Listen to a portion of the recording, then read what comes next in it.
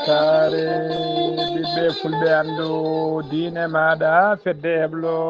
sukaɓe africa weltare tv takkusana yoni to madɗa yero baba to madɗa gueeɗi to madɗa yirlaɓe to surɓoti to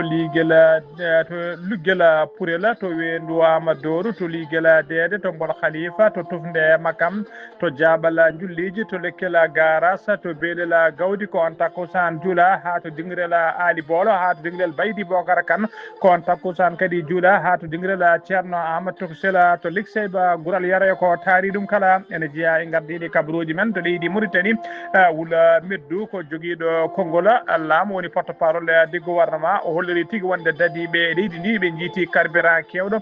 jinneɗo yaltinede leydi ndi tawi koye mbadi fraude to leydi Sénégal to ñamade suuɗade kay nde temedde jeegom e 50 million tawi ko haalisa euro ngu laamu kesngu ñamlinone suuɗi ɗum noon suttima e oɗo saaha joni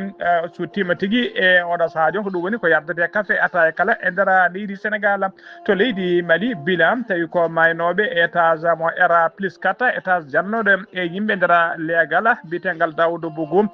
toon to Bamako bilan o ɓeydima musde no feewi to leydi Guinée Conakry Amadou Ba Woudi kañum woni hoore jagoɗɗe e leydi ndi o joddima e délégation mawɗo taw ko joom galluji ardiɓe société biteɗo UK export finance ko britannique naɓe kabaruji men joolam jaɓeri ma jaaha kalen guerre ko fati guerre Moyen Orient kalen to jeeyi to leydi Mexique to leydi Chine to leydi Russie ha to leydi France bisimilla mone ketki hotodirte joni joni piran pacciren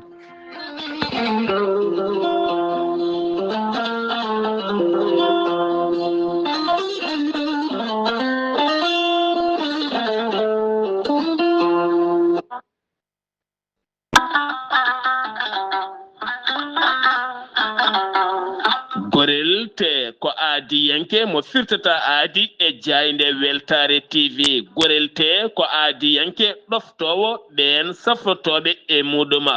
gorel te ene hollita weltare mum faade ɓen e kala saaha artoɓe gorel te ene kollita dañi hen aafiya mawɗo no feewi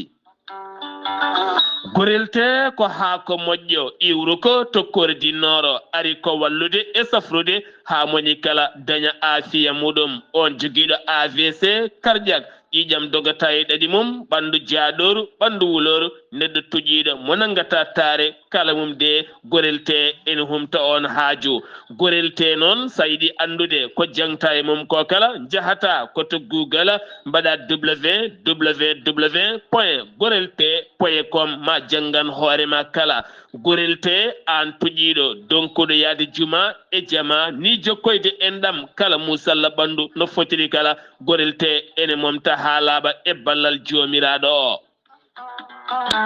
sa yiɗi jokkodirde e tongoɗe gorelte beele mbawa jokkodirde mabɓe Oumar Dia to Tambacounda 77 527 14 44 so tawi koto Bonji Salamata Ba 77 695 43 01 so tawi noon gonda koto Gawol ko Farmata Abdoulaye 77 150 70 61 so tawi noon gonda koto Guédiawaye Amadou Abbas Ka mbatta ko 78 313 89 28 so tawi noon gonda koto Thiès e ko taari ɗum kala jokkodirta koye Moussa Dia 78 860 76 68 so tawi noon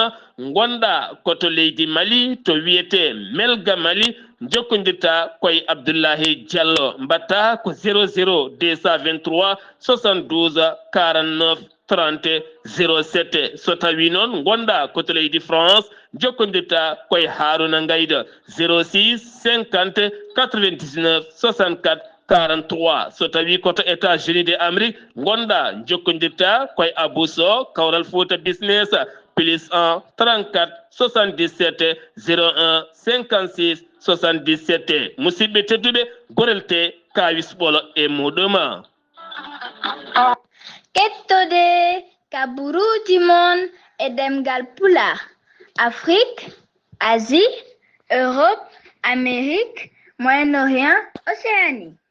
jam nyalle mon musidɓe tedduɓe eɗen gone alarba nogas joyi lewru mars hitande ujunnaje ɗiɗi e nogas joyi habruji mon e ɗemgal pular e sowte ko musidɗo mon sehil mon Ghali Abouba to karallagal ha mbawon yiide en to banggue nate ɓosoje ko mbeñi men sehil men Saydou Abouba ko adi kabruji men noon hono musidɗo men sehil men ceerno Kalidou Abdoulaye Sy dusannoɗo en kay e nder lewru korka e kala saaha lewru korka kay ko fate tarihaji annabaɓe kanko ceerno Kalidou Abdoulaye Sy noon e kala hitande kay nder lewru korka he omo waɗa tafasiru Qouran deftere Qouran tafasiru makko noon o tigui timminta ɗum ko ñande aset garoɗo o nogas jeetati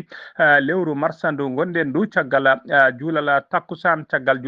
noon ko ɗon tigui golle ɗe duwawuji ɗi foof fuɗɗoto hen wonete noon ha tigui futuru juula so futuru juulama noon kiraɗe ɗe so kirtama ko ɗon tigui o pitta dendagal bandiraɓe arnoɓe tawtorede cérémonie o kala cérémonie o noon waɗata tigui koto nokku biteɗo Sindié des Vosges ene tawe nder département 88 e nder nokku to wiyete Kelere Manam e nder leydi France dendagal julɓe kala tawateɓe e nder leydi France ha tengti noon e tawateɓe e nder ɗeɗo guure ɗe jogoɗen limtude ene bisma hen ko wayno ɓen jeeyaɓe to wuuro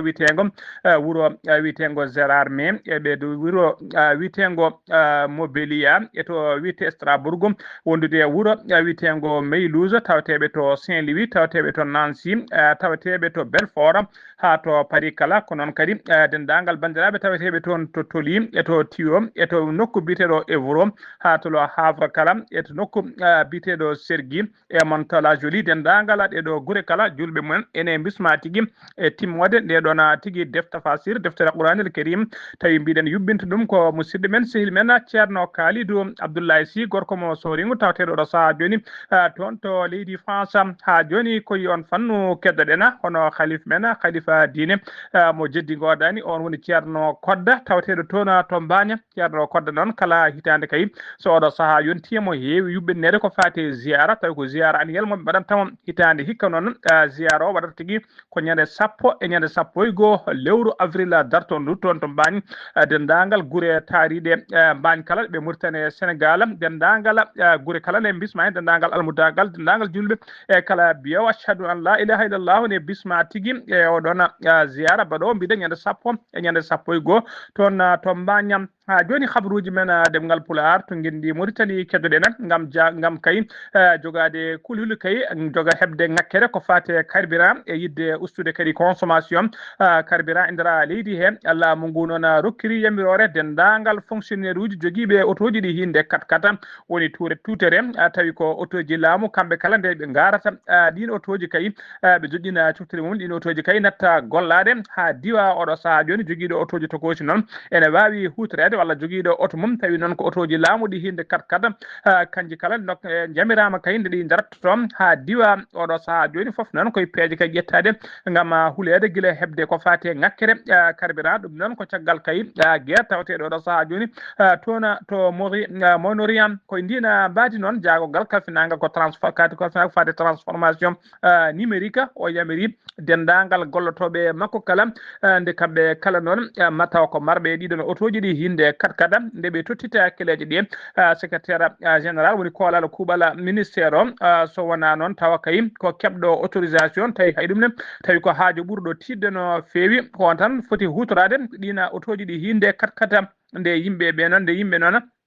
nde yimɓeɓe kadi tinnoto ustata hay joguiɓe autoji tokoji ɗi taw ko autoji laamu nde tinnoto tigui usta tigui ko wiyete ya gara gam ustude consommation carburant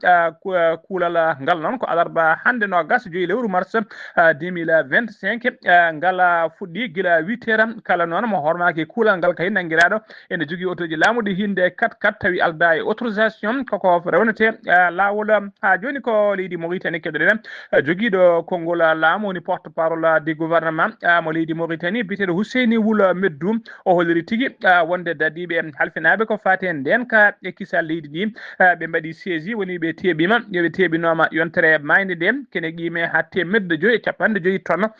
carburant woni tigui carburant jinnoɗo yaltinede leydi ndi tawi koye mbadi foroda woni tigui tawi rewani lawol o holliri noon laamu ngu nana daari lankay falade ngakkere kay ko fate marchandise uji ɓurɗi hatojinede e nder leydi hen haɓade kadi foroda woni jaltugol marchandise uji nawede caggal leydi laamu ngu nan darino dole mum ponnoon haɓade ɗen gueɗe kay hano hannirtani ha joni ko leydi Mauritanie keɗen Amadou Tijane Thiam kañum woni jaagogal kalfinangal ko fate cellal aade mo leydi Mauritanie o ardima batu kanko noon tawi kadi batu ngu o waddi ɗum koye jaagogal kalfinangal ko fate transformation numérique e nder batu he noon o erima kay o herima kay himmande kay ɓeydugol ko fati kay e golle réforme uji hospitaliére réforme uji kala ko fate gueɗe hôpital uji kay gueɗe nokkuji cafriɗi nde kay nde peeje nde kay nde ɓeydete tigui e yawnede beele golle ɗe ine kiɓɓa hano hannirta ni ko adi ko délai kay dokkiraɗo o ene yewta Amadou Tijane Thiam noon erima kadi ndeɓe kimmiranta golle ɗe kadi ndeɓe ndeɓe mbaɗanta ɗum kay e kala saaha ko wiyete compte rendu woni andindemo to golle ɗe jarata foof noon ko yidde makko kay e oɗo saaha joni ko yidde makko kay wadde kay nde golle ɗe ha ndewa lawol ha golle ɗe garta lawol hano hannirta yidde makko noon ko yo kay diagnostic waɗe ande kay kala nokkuji kay yo diagnostic waɗe ande kay holko marsani hen e hol peeje poɗɗe waɗede kadi ha ɗum marsa ha ɗum yara no foti yarude ni ko ɗum tigui woni ko doni darde makko ha joni ko gendi Mauritanie keddoɗen radio Mauritanie woni ayawa habride leydi Mauritanie e jaydiyankoɓe radio ngo kala tawe e sunare mawde no fewi jaltugol aduna jaydiyanke mawde no fewi biyetenoɗo Mohamed Abdallahi Ba Zeyd ko jaydiyanke noon labtuɗo golle labɗo reedu newiɗo sanne jiiɗi aɗo no fewi e nder gollal mum o ɓurno lollide noon walla mbiyeno ɓurno andirede ko Ba Zeyd ko kanko o yalti aduna jayde moon jayde weltare ɓiɓɓe fulɓe andu diine maɗa weltare TV fedde heblo sukaɓe Afrique eɗen duwono dendagal jaydiyankoɓe radio Mauritanie kala e famille makko eɗen mbiyede Allah yurmotomo yaafomo harnamo aljanna kanko e dendagal mayɓe julɓe kala allahumma amina. sen numima to leydi Mauritanie ko to leydi Sénégal paadena oɗo saaha kala noon yardete café kay e ataye e nder leydi Sénégal ko ñamade suuɗade ndena ñamade ɗon ko 650 million tawi ko halis euro tawi tigui ko ñamade nde laamu kesu ngu ƴetti laamu ngu noon laamu ngu ɗo laamu kesu noon guila ngu ari laamu kay e oɗo saaha guila jappere laamu e kala saaha ɓe goytoto kay wonde ala ko tardini golle mabɓe kay ala ko haaɗi ɓe liggade so wona wiide ɓe kay laamu kilgu ngu laamu Macky Sall ene ɗaccidiɓe ko fate ñamade tawi ko ñamade suuɗade kamɓene e oɗo saaha joni tawama tigui koɓe ƴettunoɓe ñamade tawi koye suuɗeɗe koɓe ƴettunoɓe ñamade e suuɗeɗum ko tigui woni ko wiyete tigui empreinte secret ko jayde britannique noon wiyetede Financial Times kañum tigui sakti sirɗo nden noon nden holliri kay nden kay holliri tigui laamu leydi Sénégal rendinino ñamale kewde ne fewi 650 million tawi ko halis euro institution ngaji en woni tigui e boniji international tawi koye mbaɗi koɓe mbiyata OPAC wiyama noon kadi wiyama noon ñamade nde kay nde député ñamade nde député ji leydi ndi koɗi tintinaka ko fate nde ɗon ñamade ɓe jewtidi ɓe ƴetti noon ɓe ƴettuno ñamade nde noon koye ɓe ƴettirno ñamade nde noon ko yidde yobde gollotoɓe kay tigui ko ɗum ɓe ƴettino nde ɗon ñamade ono biteɗo Madiambal Diagne noon ko jaydiyanke dogɗo ɗo saaha joni ne molti toon to leydi Paris to leydi France to Paris lamorgo leydi France gonɗo e waddude oɗo saaha kala peɗeɗe guite e laamu ngu ene watti tigui hakkille mum no fewi kay e oɗo dossier woni ndeɗon ñamade tawi ko wiyeteno ñamade suuɗade o yaltini hen noon tigui o yaltini hen noon sirruji kewɗi no fewi woni révélation aji kulɓiniɗi no fewi o wi noon wonde ko homme d'affaires woni joom ngaalu goto biyeteɗo Khalden Al Moubaraka ko kañum finance opération oɗo opération biteɗo SWAP o wi noon wonde Sonko waɗi tigui gaz woni tigui wantiri pétrole e gaz leydi Sénégal hollirde kay o tottiri tigui oɗon président tawi ko Manchester City o rokogli ɗum kadi wonde boowe kewɗe no fewi toon to Mbour gam wadde toon centre sportif e wiide kadi wonde Sonko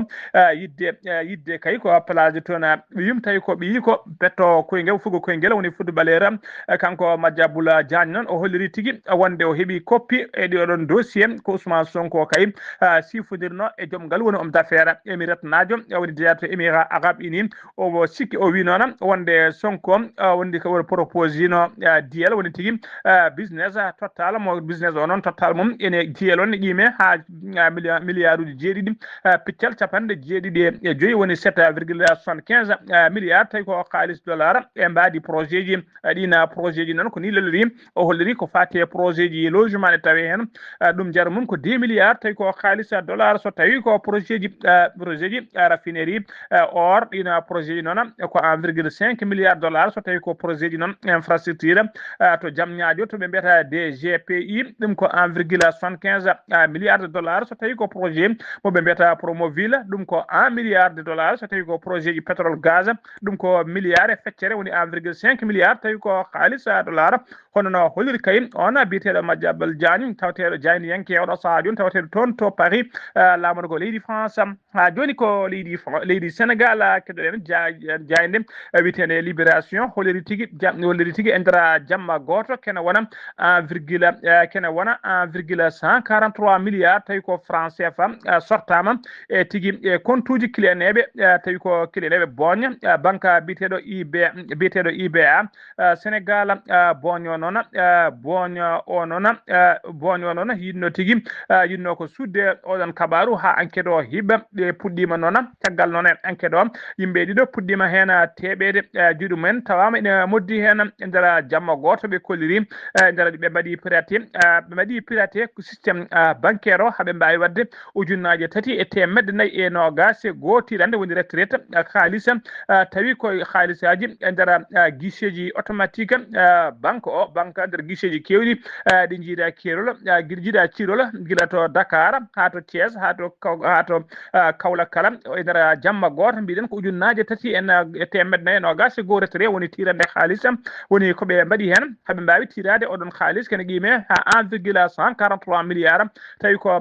franc CFA ɓe kolliri noon e oɗo saaha ko digga woni division d' investigation criminelle ko daɗiɓe mbiyete noon kañumen kalfinna ko fati e oɗon enquête e nder enquête mabɓe noon ɓe puɗɗima teɓade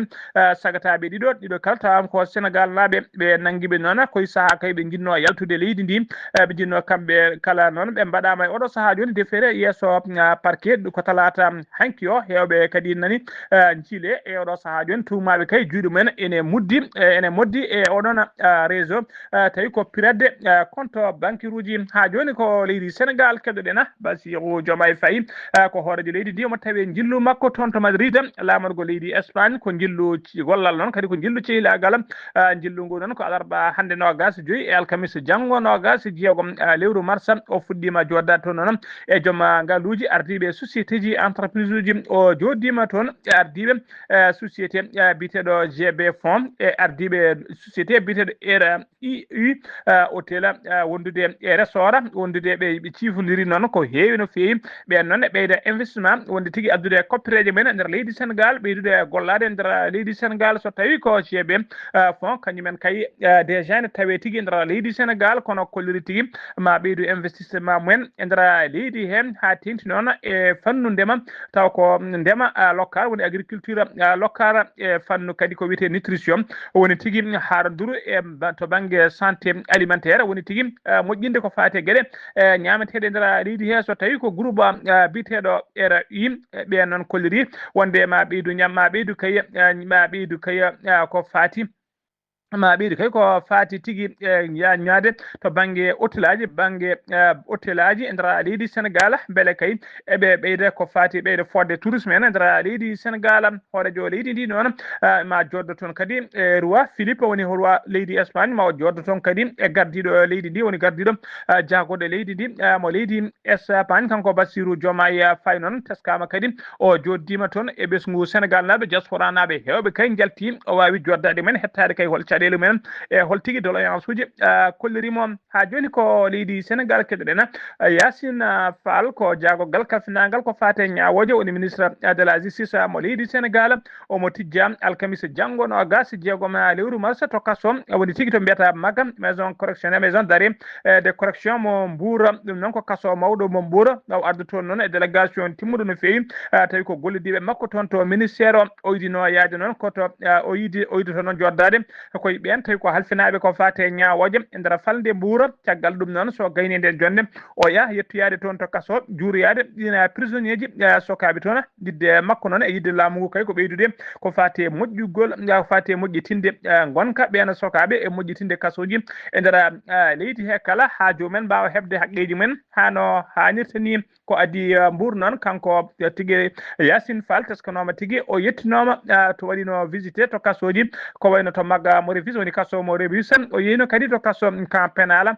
to Liberté 6 caggal ɗum o yeehi to maison d'arrêt et de correction mo Saint-Louis ha joni habaruji men demgal Pulaar to leydi Sénégal ha joni keddoɗen gendarmerie ɓe Nioro notitima tigui jamma talata hanki o no gasnayi lewru mars e 2026 sanga 22h45 woni 10h45 jamma e agression musɗono fewi woni jangu musɗono fewi tawa jangu ngu waɗa koye dognowo moto taxi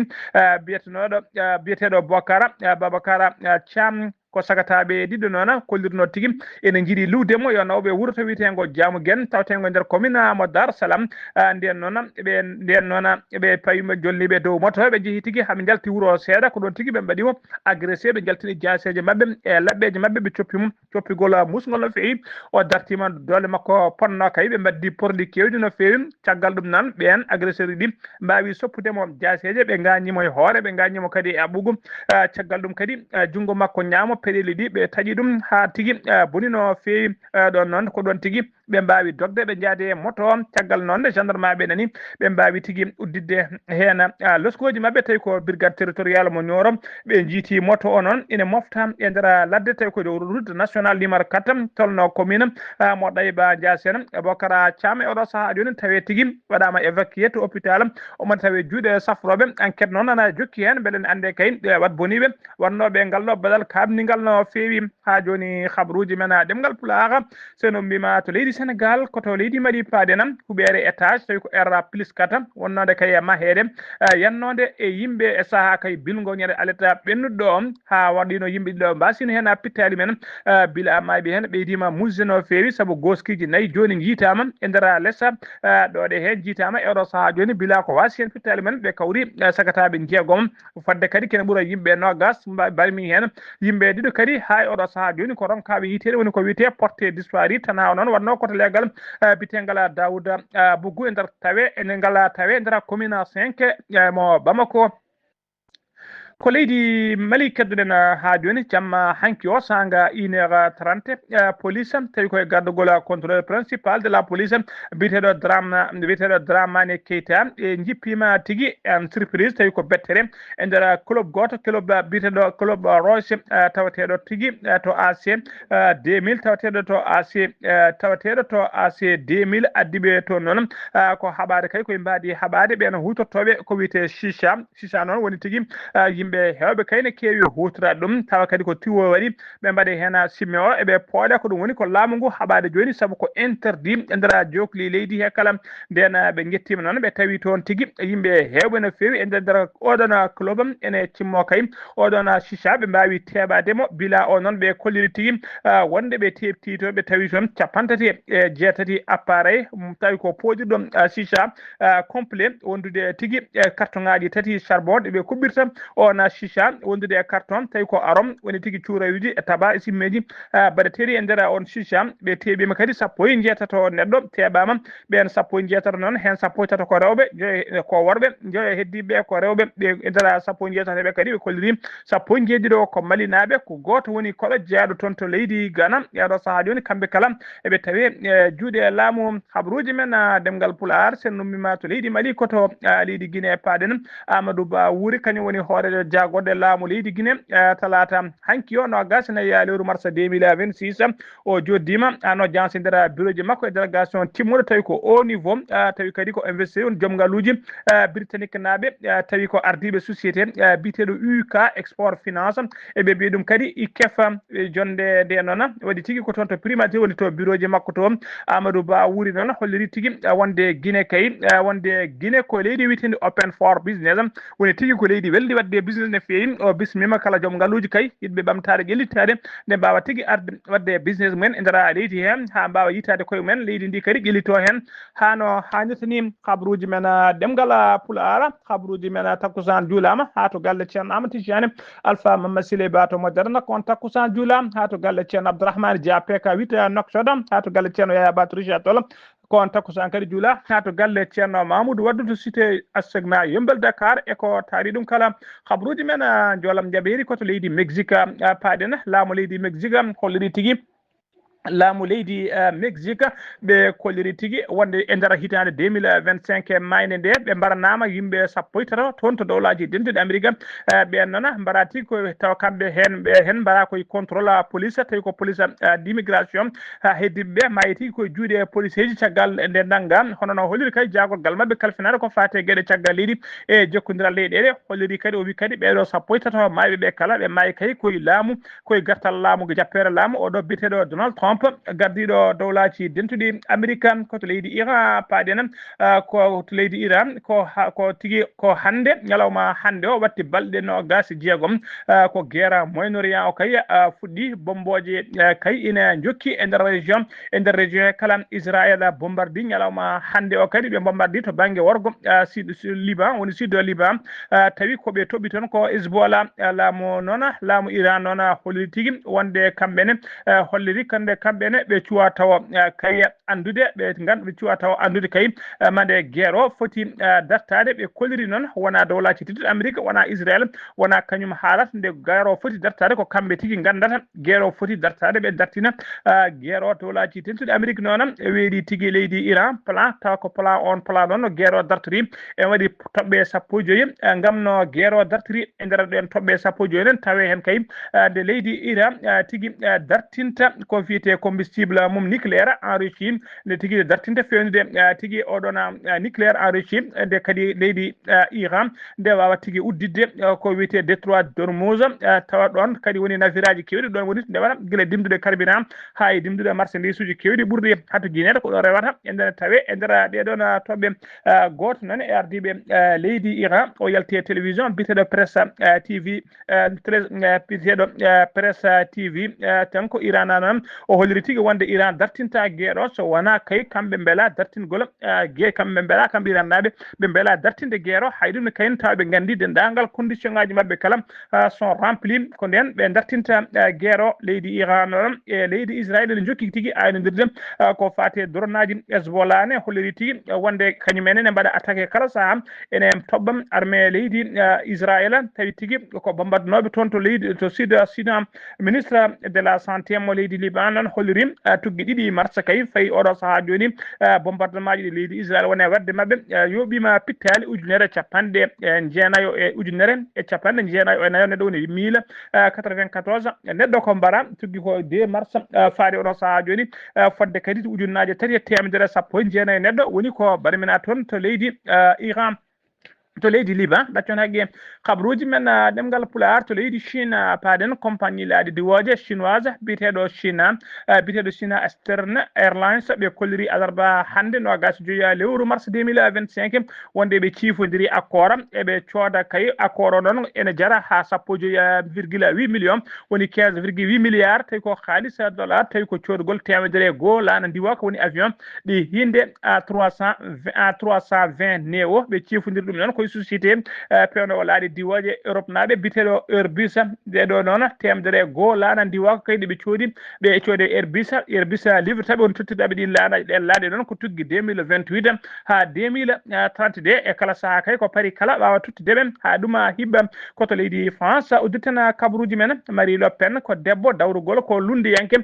ko fraysenaji kanko ardi landa wiyete ko FN woni Front National o wi tigui wonde Donald Trump horƴe dolaji tenduɗe Amérique waɗi waɗi ko erreur mawde no feewi woni ko juumre mawde no feewi waɗi kay e oɗo guerre mo waɗi toon to leydi Iran o wi noon addane wadde erreur noon ko saabu kay laamu Iran laamu dowlaji denduɗi Amérique e Israël kay ɓe mbaɗi guerre kono noon ɓe liɓani oɗo régime tawi ko gardiɗo leydi ndi ha joni régime on ene jokki golle mum koto leydi Russie paadena laamu leydi Russie holliri jamma hanki o tan goto ɓe mbawi libde 369 drone ɗe leydi Ukraine ayni noon e nder leyɗele mabɓe leydi mabɓe musidɓe tedduɓe gasi ha laaɓi ceer ko ɗum ɗo wonno komin tonga noon habaruji mon e ɗemgal Pulaar e sawte he ko musidɗo moon sehil moon Haali Abouba to karallagal ha mbawon yiide en to banggue neto bosoje ko miñumen sehil men Saydou Abouba ketki malaki jaam yo jaam Allah jogomi jogo on